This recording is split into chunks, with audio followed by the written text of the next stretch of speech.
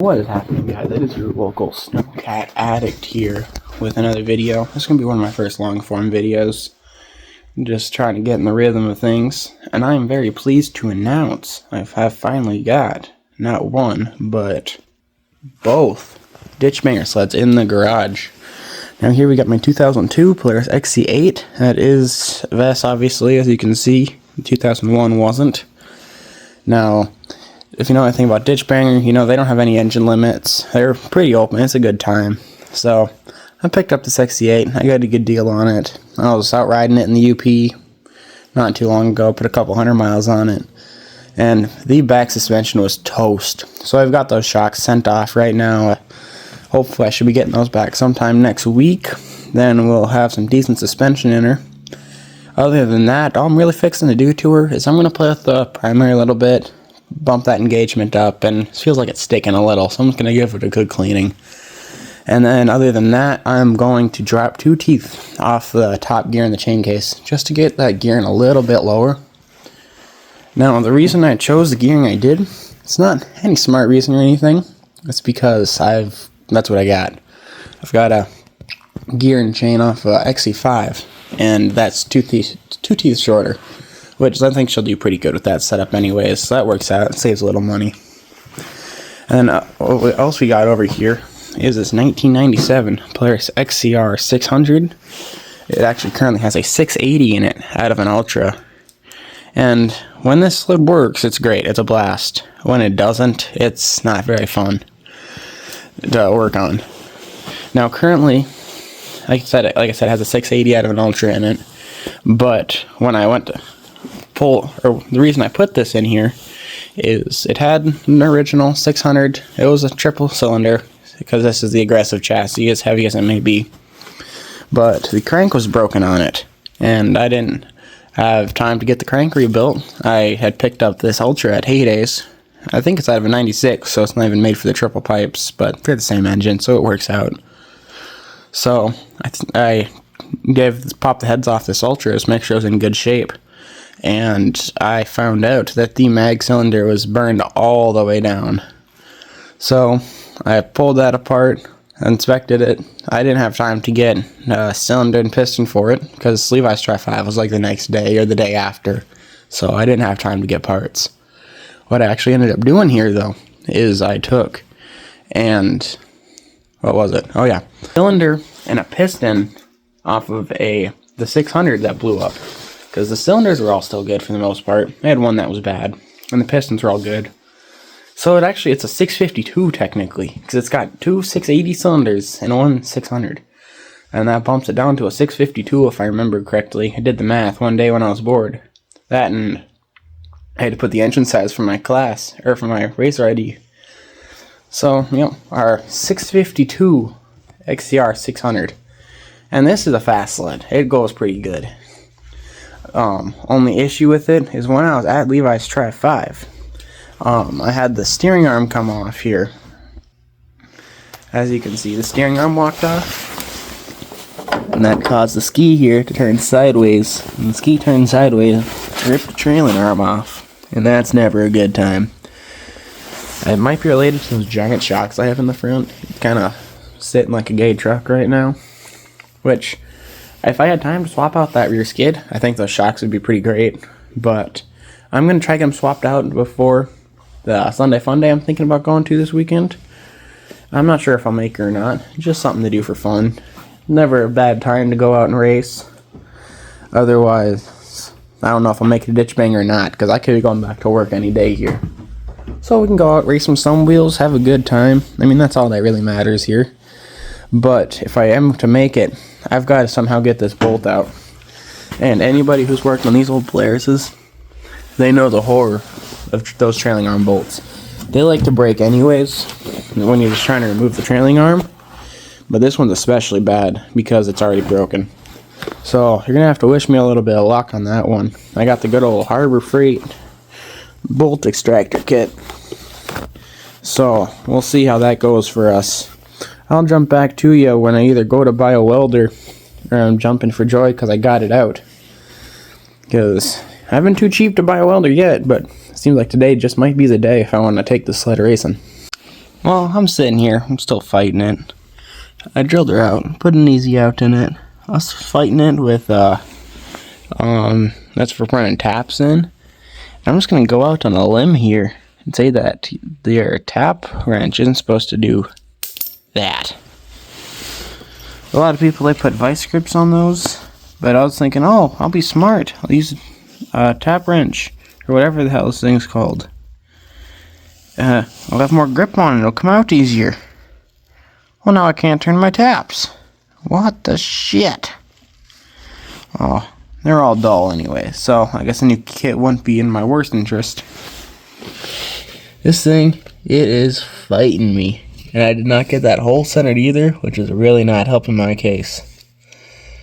Worst case Ontario, I've seen plenty of people, they drill this hole all the way out and they tap a new bolt, new threads in it.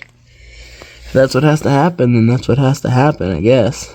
Although, then I don't know if it'll fit. A bigger bolt would fit through there or not.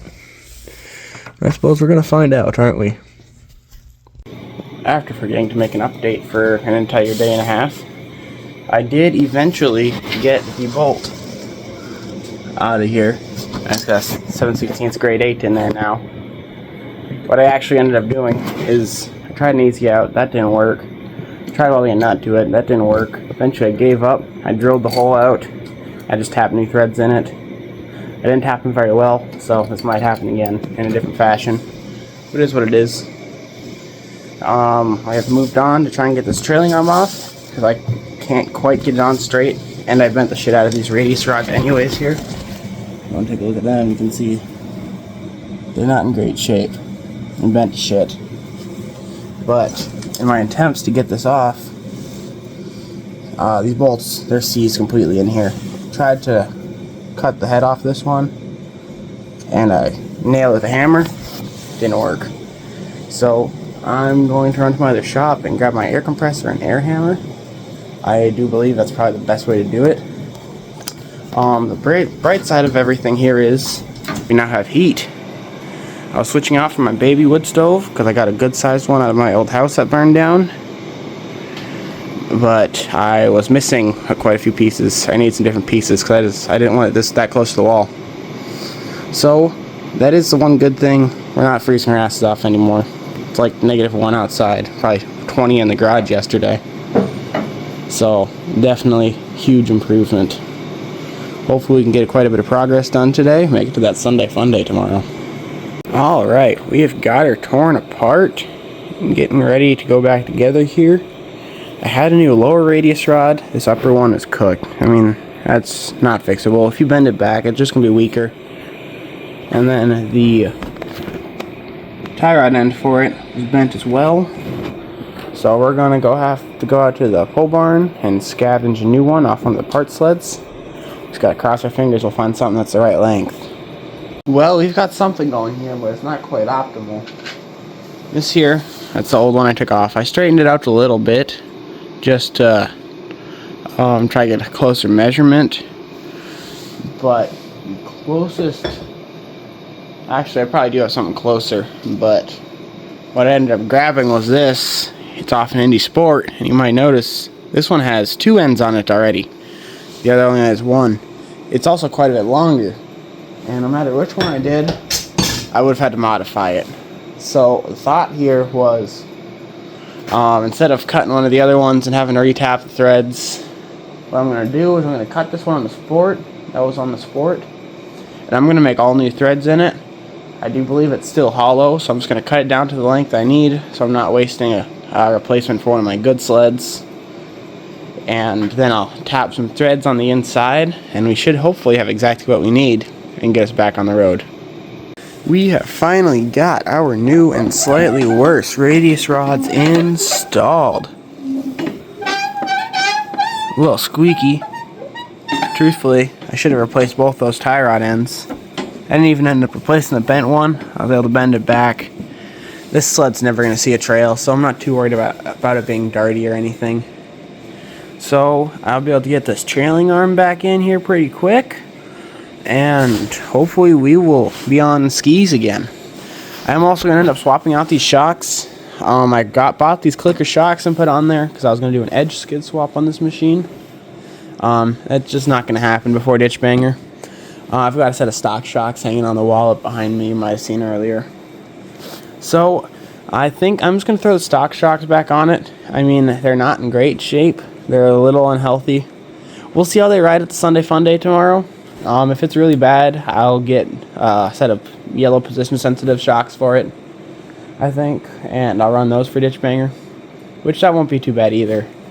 Otherwise, I have a couple Gen 2s with shocks, or Gen 2 part sleds with shocks on them. I'll see if any of those are decent. Just something to get this sled on the trail. Or not the trail, the track. If this sled did see a trail, I would probably go to jail, which is funny because it rhymes. Anyways, hopefully we'll see this angle soon, but with suspension. You know, I said I would have suspension on in the next clip, but I've always wanted to try one of these cuts. So let's just see if it works. Save me a lot of effort, you know, if I can just lift the shock up and down and all of a sudden I got the new one on there. So let's see if that works quick. Damn, that's pretty slick. I wonder if that works with trailing arms too. Guess we'll test real quick.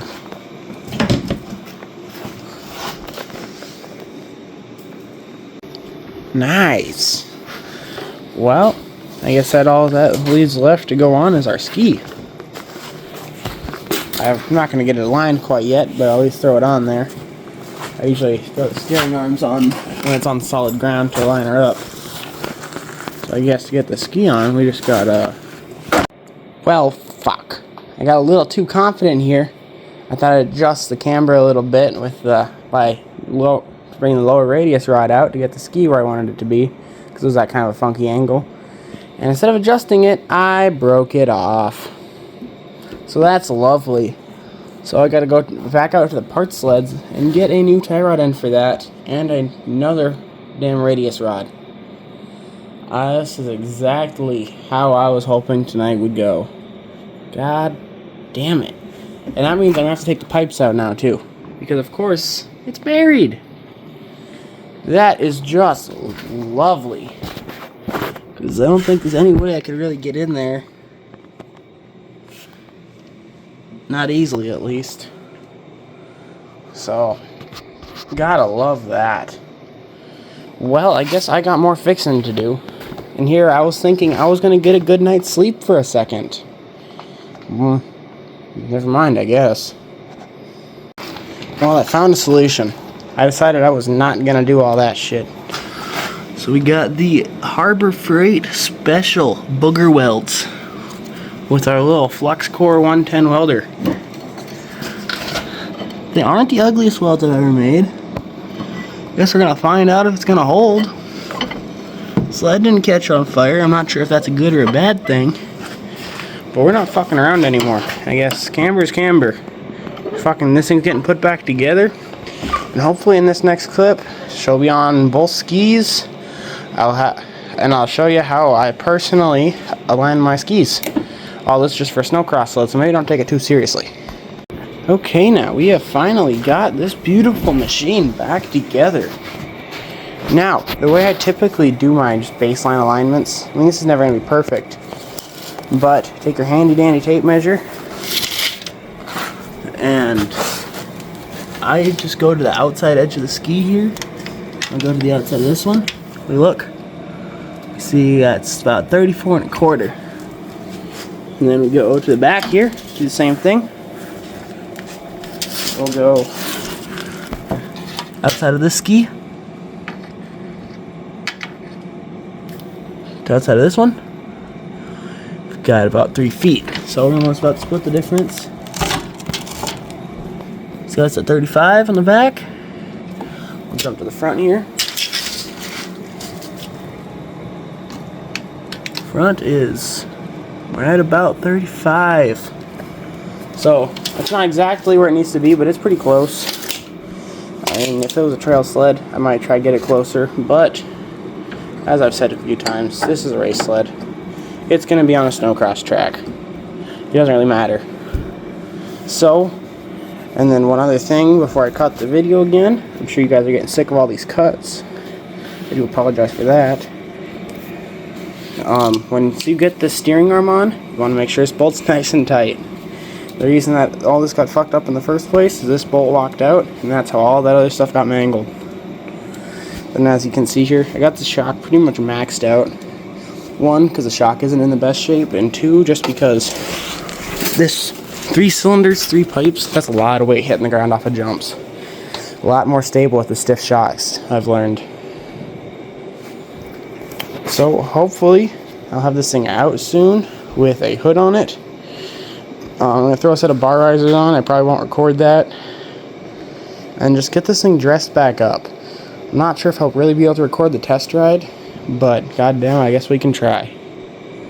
Well, it is just about 12 in the morning, and I'm just going to hit the road, try to get a couple hours of sleep in the truck, because otherwise I'd have to try sleep a couple hours in my bed and spend an hour trying to fall asleep and then get up at 3 in the morning and leave again.